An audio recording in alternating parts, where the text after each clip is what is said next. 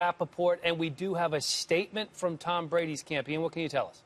That's right. Just got an email from Don Yee, Tom Brady's very vocal and increasingly vocal agent, who confirms in this statement that Tom Brady will appeal. I'll read you the beginning of this statement. The discipline is ridiculous and has no legitimate basis.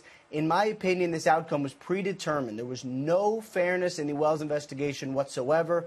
There's no evidence that Tom directed footballs to be set at pressures below allowable limits. In fact, the evidence shows Tom Brady clearly emphasized footballs be set at the pressures within the rules. Yee also explains that he believes if the arbitrator is fair, he believes Tom Brady will be completely exonerated. He also questions the ethics of the NFL's office in New York and really questions everything you could possibly imagine about football in very vocally saying that his client, Tom Brady, had no wrongdoing and did nothing wrong and did not direct the deflation of footballs.